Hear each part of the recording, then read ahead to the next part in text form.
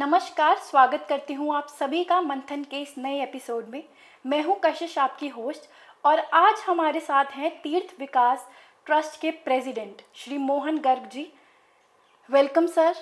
नमस्कार, हरे कृष्णा, जय श्री गिरिराज जी महाराज।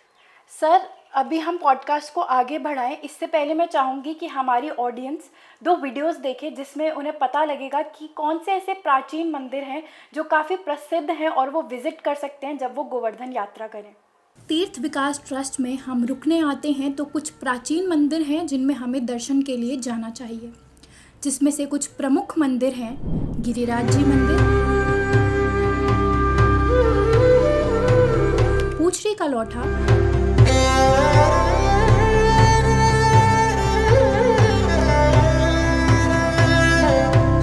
मानसी गंगा,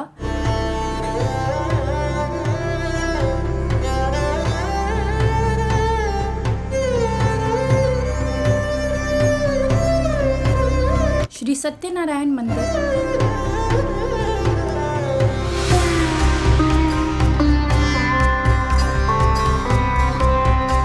और राधा कुंड।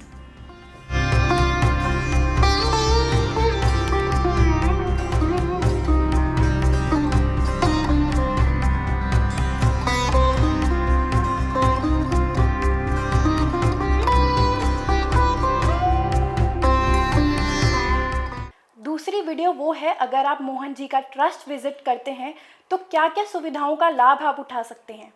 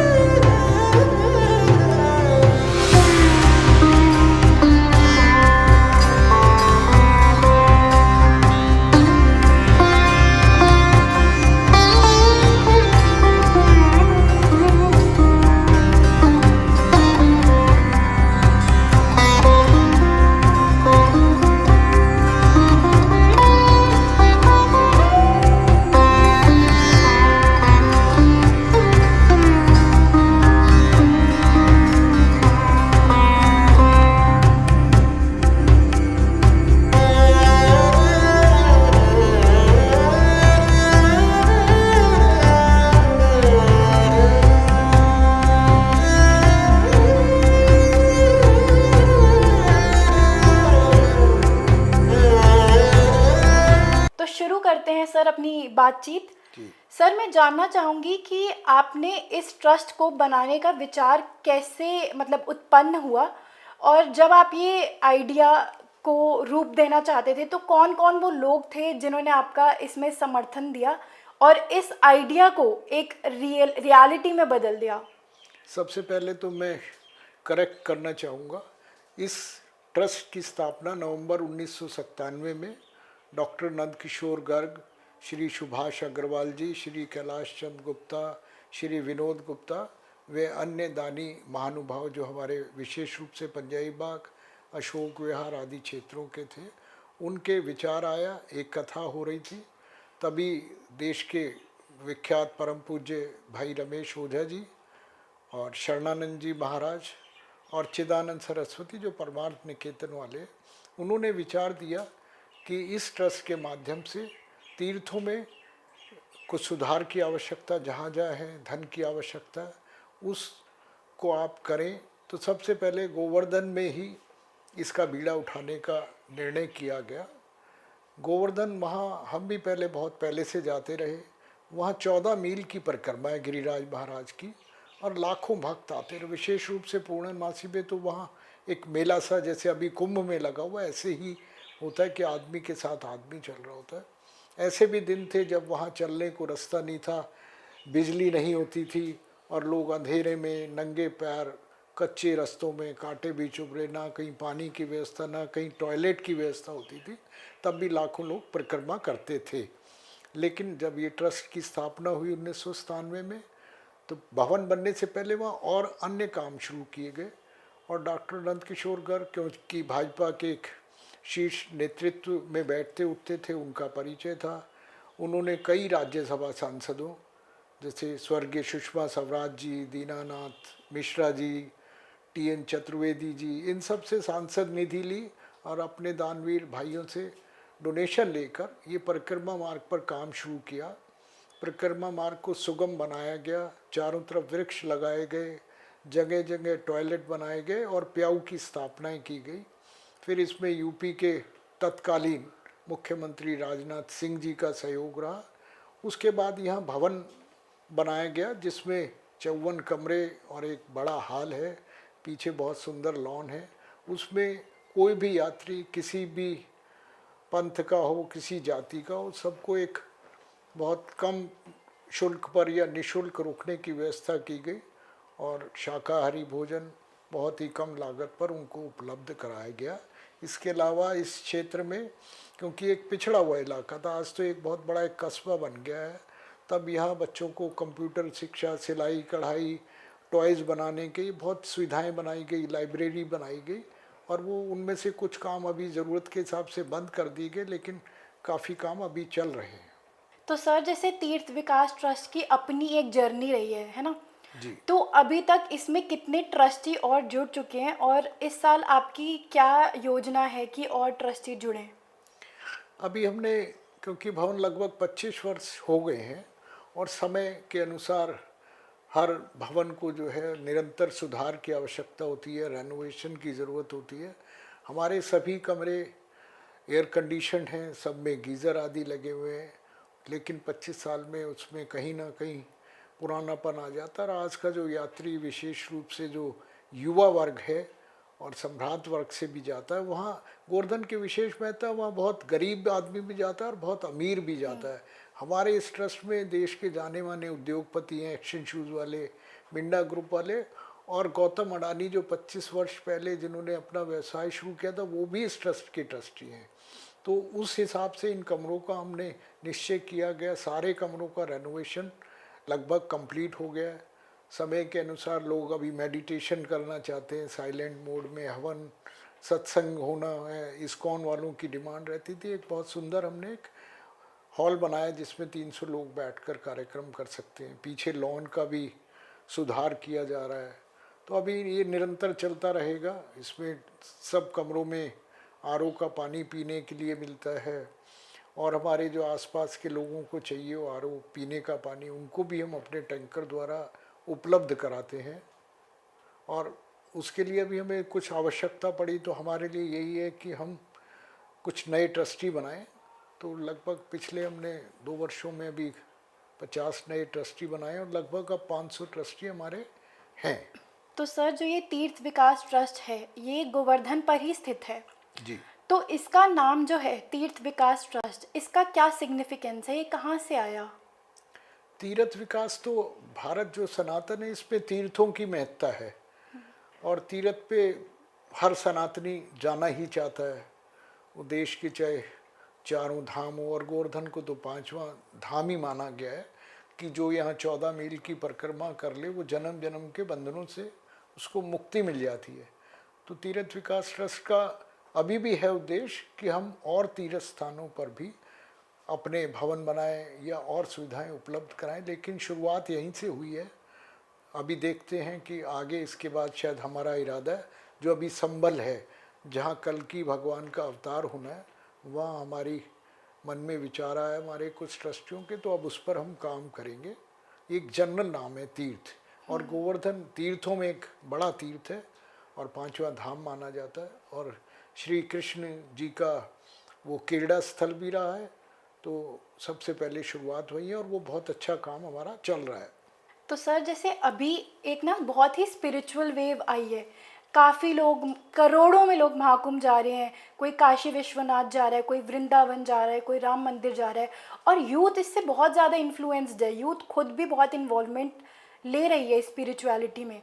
तो इस पे आपका क्या व्यू है? ये एक बहुत ही गोल्डन पीरियड चल रहा है सनातन का। चाहे कुंभ स्नान के लिए जा रहे हैं, 52 करोड़ 55 करोड़ कितने ही असंख्य लोग जा चुके हैं, और उसमें उम्र का भी भेद नहीं है। 6 साल का बच्चा भी जाना चाहता है कि मैं इस कुंभ में अवश्य जाऊंगा, और 90 साल के लोग भी जा रहे हैं, गरीब भी जा रहे हैं, अमीर भी जा रहे हैं। और सबसे अच्छी बात है, देश का यूथ जा रहा है, जो अच्छे अच्छे इंस्टीट्यूट्स में इंजीनियरिंग आईआईटी पढ़े लिखे लोग हैं वहाँ, वो भी कल्पवास तक कर रहे हैं। और धर्म जागरण के लिए, ये सनातन के लिए गोल्डन पीरियड है। जैसा कि माना जाता है कि विष्णु के कल्कि भगवान अवतार होंगे, वो मुझे लगता है कि बहुत जल्दी ही होंगे। और यूथ जो है कुंभ में तो जा ही रहा है, उसके बाद कुंभ के आसपास जितने हमारे तीर्थ क्षेत्र हैं, अयोध्या है, वहाँ पैर रखने की जगह नहीं है, काशी विश्वनाथ में भी नहीं है। आप वैसे वृंदावन कभी भी जाओ, वीकेंड पे जाओ या कभी वर्किंग डे पे भी जाओ, आजकल कहीं कोई जगह नहीं है। हमारे यूथ को जैसे इस्कॉन ने बहुत जोड़ा, आर्ट ऑफ लिविंग ने जोड़ा, और भी जो हमारे संत हैं उन्होंने आकर्षित किया है हमारे यूथ को।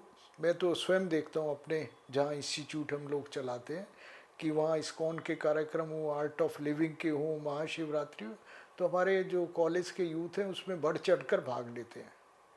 और ये कि बहुत अच्छा है, पूरे विश्व में सनातन फैलेगा तो शांति रहेगी, युद्ध समापन होंगे, व्यभिचार से लोग बचेंगे, और एक अच्छा जीवन सब जिए, यही सनातन की कामना रहती है, यही सनातन धर्म है। सर, अभी की जो भगदड़ भरी ज़िंदगी है, इसमें इतना कंपटीशन है कि लोग एक दूसरे से ईर्ष्या करने लग जाते हैं। तो जो लाइफ है और स्पिरिचुअलिटी है, यानी कि पर्सनल लाइफ और एक स्पिरिचुअल लाइफ, उसे बैलेंस किया जा सकता है? जरूर बैलेंस किया जा सकता है। कर्म करना चाहिए और कर्म में अपना बेस्ट एफर्ट करना चाहिए। आप जो भी हैं, जो पढ़ाई करें वो अच्छे से करें, और यदि आप कहीं प्रोफेशनल हैं, जॉब कर रहे हैं, उसको अच्छे से करें। लेकिन जो आपके पास 12 घंटे बचते हैं, 14 घंटे बचते हैं, उसमें आप 8 घंटे सोने के निकाल लें, तो बाकी कुछ समय अपना पठन पाठन में लगाएं, कुछ और कुछ ना आए तो कीर्तन कर लें, भजन सुन लें। उसी में आपके माइंड को बहुत शांति मिलेगी, और हमें किसी से ईर्ष्या करने की ज़रूरत नहीं है। जिसके लायक हम होंगे, जितना हम एफर्ट करेंगे वो हमें मिल जाएगा। और कुछ प्रारब्ध होते हैं, जो हमने अच्छे कर्म पहले किए हैं उसका कुछ फल अभी मिल रहा है, जो अब अच्छे करेंगे वो हमें अच्छा आगे मिलेगा। और किसी से हमें ईर्ष्या द्वेष तो करना ही नहीं चाहिए। सर, हमने देखा है कि वृंदावन के आसपास कई गौशाला है, और हमारे तो धर्म में गऊ को माँ का दर्जा दिया गया है। तो आपका इन जनरल पर्सनली क्या अप्रोच है गौशाला को लेके? पूरा ब्रिज क्षेत्र ही गोपाल का है, और गौ माता तो उनके पवित्र हैं। तो गोवर्धन क्षेत्र है, और उसके आसपास भी अनेक गौशालाएं हैं जो बहुत अच्छा सेवा में लगी हुई है। तो हम या हमारी सहयोगी संस्थाएं जो है गौ सेवा में भी लगी हैं, दिल्ली में भी लगी हैं, बवाना में, हरेवली में। और जितना संभव होता है, हमारे जो लोग हैं उनमें हमारे ट्रस्टी, अधिकांश ट्रस्टी कॉमन हैं, तो वो गौ सेवा में लगे होते हैं। और मेरा तो मानना है यथाशक्ति जितना हम कर पाएँ गौ सेवा में हमें लगना चाहिए। और आने वाली पीढ़ियां, हमारे बच्चे, उन सबको भी प्रेरणा होनी चाहिए। जैसे पहले घर में गौग्रास निकाला जाता था, अपनी जो भी मेहनत की कमाई है उसका एक अंश गौ सेवा के लिए अवश्य निकालना चाहिए। अभी पीछे सर कोरोना आया था, तो सभी काफ़ी मुसीबतों में थे फंड्स को लेकर, और फाइनेंशियली बहुत इश्यूज हुए थे। और आपने तो अपनी ट्रस्ट में कोई भी कमी नहीं छोड़ी है, हॉल से लेकर कमरे, लिफ्ट, हर एक सुविधा प्रोवाइड की गई है। तो कभी आपको ये फंड्स को लेकर दिक्कत आई, क्योंकि कमी तो कोई रही नहीं है? देखिए, जो ये काम है ये हमारा नहीं है ना, ये सब ठाकुर काम कराता है। हम सब लोग जो है ना इसके माध्यम हैं, और हम सौभाग्यशाली हैं कि हमें भगवान ने अपने इस काम के लिए चुना है। हमारा ये ट्रस्ट इतने दानवीरों का है कि हम अभी बिना मांगे ही चलाते हैं। यदि हम मांगने निकल जाएं, अपने ट्रस्टी को एक एक फ़ोन करें, तो हमें पैसे की तो कोई कमी रहेगी नहीं, और ना कोरोना के टाइम में हमें कमी रही। हमारे पास जो पहले कुछ फिक्स डिपॉजिट्स थे वो ज़रूर उस टाइम में ख़त्म हो गए थे, लेकिन फिर हमारी स्थिति ठीक है, हमने नए ट्रस्टियों के माध्यम से भी कलेक्शन किया और हमारे पास एक दो प्लॉट्स भी वहाँ एक्स्ट्रा हैं, उन पर भी हम काम बढ़ाएंगे। और एक अपना घर आश्रम है, कभी आप जाओ तो वहाँ डॉक्टर भारद्वाज का, वो केबीसी में भी आए थे, उनसे बहुत प्रेरणा लेनी चाहिए। कभी भी आप उनके आश्रमों में जाओ, वो कभी आपसे कोई नहीं मांगेंगे, लेकिन उनका एक मानना है कि जब जो ज़रूरत होता है ना, उनको साथ वाला प्लॉट चाहिए तो सिर्फ वो बोर्ड पे लिख देते थे ये चाहिए, ये शेड चाहिए, और पता नहीं उनको कृष्ण भगवान की ऐसी कृपा होती थी, वो अपने आप ही कोई देने वाला आ जाएगा। मैं डॉक्टर भारद्वाज से ये प्रेरणा लेता हूँ, और हमें भी जब भी पैसे की आवश्यकता होगी तो कोई ना कोई अपने आप प्रस्तुत हो जाएगा। अभी हम श्रीनाथ जी का एक मंदिर भी वहाँ बनाना प्रारंभ हो गया, आज शायद उसका लेंटर भी डलने वाला है, तो कोई ना कोई अपने आप ही ऑफर कर देता है। तो ना धन की कमी है, ना और किसी चीज़ की कमी है। तो सर, जब आपके इस ट्रस्ट का निर्माण हो रहा था तो आपने गोवर्धन ही क्यों चुना? मतलब वृंदावन में करोड़ों श्रद्धालु आते हैं, और जब आपने गोवर्धन में निर्माण किया तो इतना डेवलप्ड भी नहीं था। यही बात है ना, जो हमारे संस्थापक रहे नंदकिशोर गर्ग जी, कैलाश चंद गुप्ता जी वहीं रहे, तो वृंदावन में बहुत धर्मशालाएं बन चुकी थी उस समय तक भी, बहुत लोगों की थी। गोवर्धन में कोई सुविधा नहीं थी। गोवर्धन में भी पूर्णमासी के दिन तो 10, 20, 50 लाख लोग जाते हैं, और जब जुलाई का सावन का महीना होता है तो करोड़ों लोग जाते हैं, और लोग वहाँ दंडवत भी करते हैं। मीन एक बार लेटेंगे, उठेंगे, फिर आगे चलेंगे, मतलब बहुत श्रद्धावान लोग हैं। और गोवर्धन भी ऐसा पवित्र स्थान है जहाँ जिसने जो मांगा उसको मिला, और जिसने नहीं मांगा उसको भी उससे ज़्यादा मिला। अभी भी राजस्थान के जो मुख्यमंत्री हैं भजन लाल शर्मा, वो पहली बार विधायक बने और मुख्यमंत्री बन गए। जैसे ही उनको मुख्यमंत्री बना, पता चला उनका पूरा परिवार तो दंडवत करने के अगले दिन गया। उन्होंने कभी मांगा ही नहीं था, वो सिर्फ गोवर्धन जी के निकट पास में ही रहते हैं, तो उन मानते थे और अपने आप उनको मुख्यमंत्री बना दिया। वहाँ यूपी, उत्तर प्रदेश सरकार और राजस्थान दोनों में पड़ता है गोवर्धन का क्षेत्र। दोनों सरकारें बहुत अच्छा काम कर रही हैं, और आगे आने वाले समय में अभी वहाँ के जो मुख्यमंत्री हैं भजन लाल जी, वो देश के बहुत बड़े इंडस्ट्रियलिस्ट हैं, अनिल अग्रवाल, वेदांता ग्रुप, उनको लेकर गए हैं, और वो वहाँ सैकड़ों करोड़ रुपए की अभी इन्वेस्टमेंट करेंगे, जो कुछ क्षेत्र राजस्थान में पड़ता है। तो विकास इसका बहुत ज़्यादा होना है, और जहाँ ज़रूरत है वहीं चीज़ें बननी चाहिए। जहाँ पहले ही ज़रूरत से ज़्यादा हो वहाँ ज़रूरत नहीं होती। और गोवर्धन आज अपने आप में बहुत बड़ा तीर्थ स्थान है। और यहाँ तलहटी जो बोलते हैं ना गोवर्धन जी की, उसमें बहुत बड़े बड़े साधु संत रहते हैं, उनकी तपस्या यहाँ चलती रहती है। और श्रीनाथ जी आप कभी जाओ उदयपुर के पास, तो वहाँ भी लिखा हुआ श्रीनाथ जी के मंदिर में कि मैं रात्रि विश्राम गोवर्धन में करता हूँ।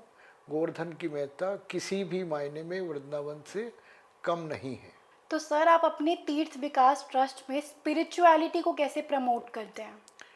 स्पिरिचुअलिटी के लिए तो सुबह सवेरे ही हमारे यहाँ भजन कीर्तन प्रारंभ हो जाता है। हमने पूरा एक सिस्टम लगाया हुआ है।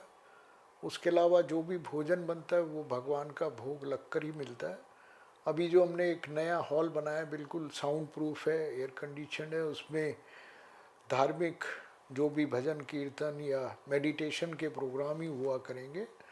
और धार्मिक इसको बढ़ाने के लिए ही अभी श्रीनाथ जी का मंदिर, भोलेनाथ जी का, सब हम इसमें निर्माणाधीन है। और आगे इसमें जो भी हमें कोई और अच्छे सुझाव, मेरे सुनने वाले हमारे भाई हमें हमारी वेबसाइट देखें, उस पर हमारे फ़ोन नंबर भी हैं, ईमेल आईडी भी है, तो उस पर हमसे संपर्क करें, अपने सुझाव दें, हम वो सब करना चाहेंगे।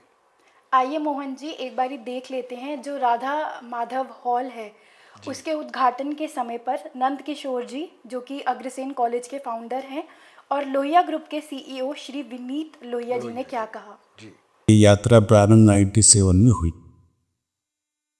यात्रा भवन बनाने की तो बाद में थी, पहले इस परिक्रमा मार्ग को इतना कम से कम सुगम करने की इच्छा थी कि यहाँ पर लेट कर परिक्रमा करने वाले, चल के एक बार में ही लेट के यानी किस बार करने वाले ऐसे ऐसे लोगों को मैंने देखा।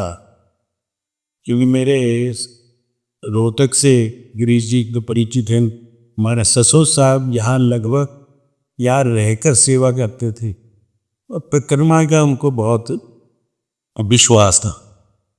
और मेरे तीनों ही विधानसभा क्षेत्र से तो हर महीने 10-15 बसें आया करती।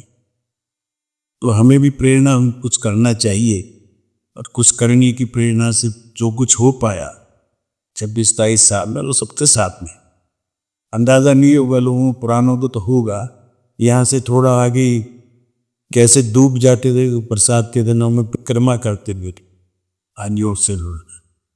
उसकी पहली बार फिर रिटेनिंग वॉल बनवाई आदरणीय त्रिलोकीनाथ जी चतुर्वेदी जो गवर्नर बने बाद, उनके सांसद निधि से 15 लाख रुपए हमने शासन को दिलवाए थे ताकि पानी का पता तो चल जाए कि यहाँ डूब सकता है और यहाँ सड़क। तो कार्य प्रारंभ हुआ, बहुत बड़ा सहयोग सुषमा स्वराज जी ने दिया। मेरे कहने से 1 करोड़ रुपए से ज़्यादा स्ट्रीट लाइट पूरी परिक्रमा मारी। अब लगवाने के बाद उसकी व्यवस्था मेंटेनेंस का बहुत बड़ा है कि भारत के अंदर जी बन जाए उसके बाद मेंटेन हो। उसके लिए फिर इंडियन ऑयल कॉर्पोरेशन में बंसल साहब थे यहाँ ईडी, उन्होंने परमानेंट अपने जुम्मे ले लिया कि मथुरा रिफाइनरी नाम नहीं हुआ है कि वो इसकी मेंटेनेंस करे। इन व्यवस्थाएं कैसे भगवान करा लेता है कहा।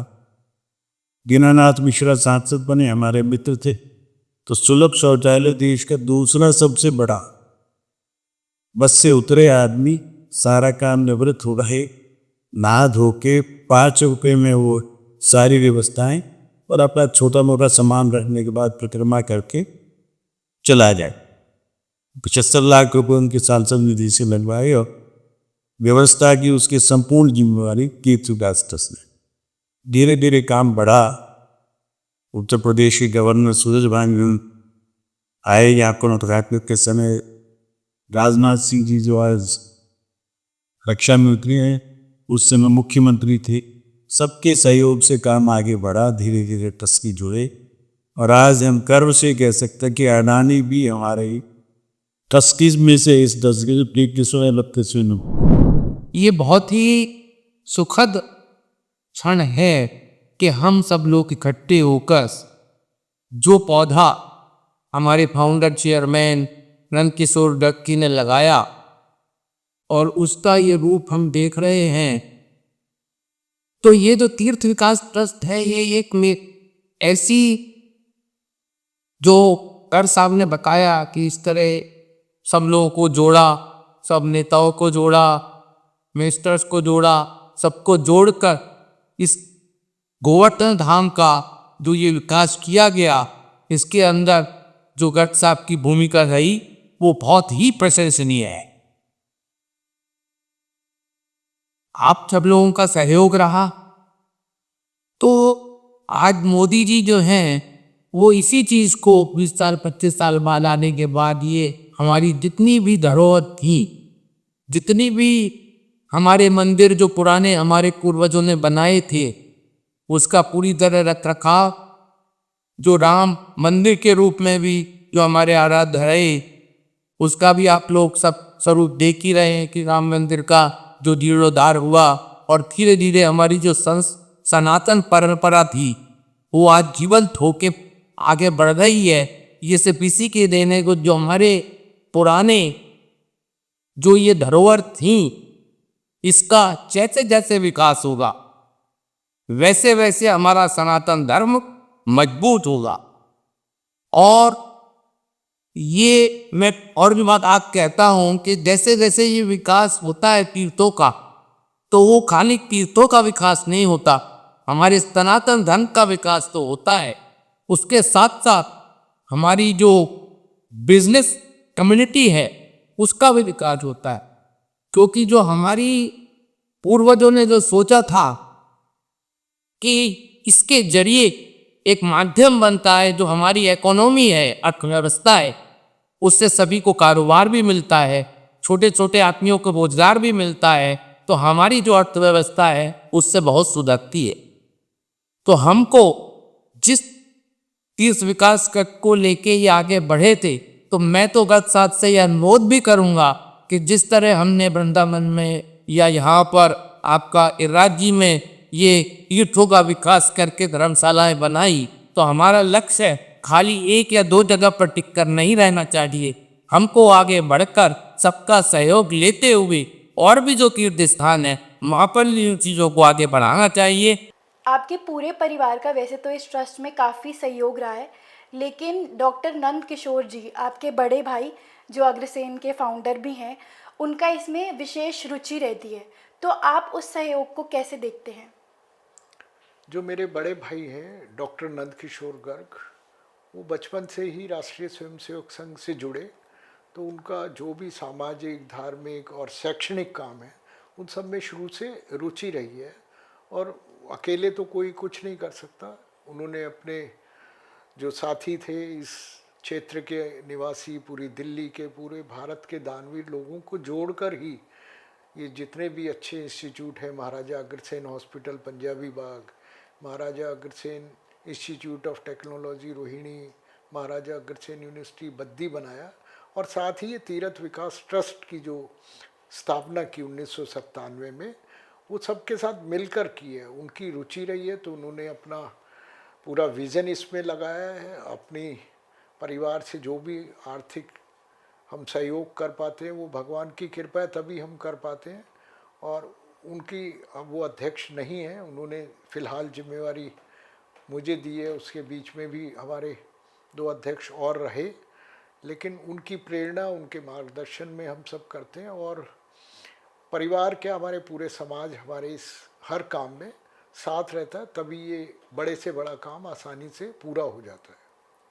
सर, आज आपको देश भर के लोग देख रहे हैं, तो आप उन सभी से क्या कहना चाहेंगे कि वो गोवर्धन आए, आपके ट्रस्ट में आए? जी, क्या कहना चाहेंगे? जैसे पूरे देश का सनातनी उत्तर, पश्चिम, दक्षिण हर जगह से ही आता है वृंदावन। मैं चाहूँगा कि वो जब वृंदावन आए तो ये वृंदावन का ही क्षेत्र है। जो वृंदावन की परिक्रमा लोग लगाते हैं उसके अंदर ही ये क्षेत्र है। वृंदावन में बहुत भीड़ हो गई है और बिहारी जी के दर्शन करना अपने आप में एक बहुत बड़ा युद्ध है। वो वहाँ दर्शन अवश्य करें, लेकिन साथ में गोवर्धन जो साक्षात श्री कृष्ण हैं विराजित पर्वत के रूप में, वहाँ अवश्य है, उसकी परिक्रमा करें, वहाँ की मानसी गंगा में स्नान करें, वहाँ भी श्रीनाथ जी विराजे, उनके दर्शन करें। उसके साथ ही वहाँ बरसाना है जो राधा जी का क्षेत्र माना जाता है। इन सब क्षेत्रों में भी आएँ, 2-3 दिन का समय निकाल कर यदि आएंगे तो ये पूरा वृंदावन क्षेत्र, इसकी रज रज में भगवान प्रियतम और प्रिया के रूप में जो है कृष्ण और राधा के रूप में वहाँ पूरे क्षेत्र में विराजित हैं। उनके दर्शन करें और उनको बहुत ही आनंद आएगा जब वो इसकी परिक्रमा करेंगे। और उसके बाद विश्राम हमारे भवन में करें, हम उनकी पूरी देखभाल करेंगे, उनके लिए अच्छे भोजन की व्यवस्था, रहने की व्यवस्था, सब व्यवस्था जो भी संभव है वो हमारे तीर्थ विकास भवन में वो करें। अधिक जानकारी के लिए हमारी वेबसाइट देखें tirthvikastrust.com, उस पर दिए गए फ़ोन नंबर हैं। कभी कोई सुविधा चाहिए हो तो उन फ़ोन नंबर पर वो बात करें। हमारा जो भी वहाँ सेवादार लगे हुए हैं वो आपकी सेवा के लिए हमेशा तत्पर रहेंगे और आप अपने सुझाव भी हमें देते रहें। आप पर गिरिराज जी की कृपा बनी रहे। सर, आपका बहुत बहुत धन्यवाद कि आपने अपना महत्वपूर्ण समय निकालकर हमसे बात करी, और आशा करती हूँ कि आप सभी को मोहन जी और उनके ट्रस्ट के बारे में काफ़ी कुछ पता चला होगा और आप जल्द से जल्द गोवर्धन और मोहन जी के ट्रस्ट को ज़रूर विज़िट करेंगे। धन्यवाद।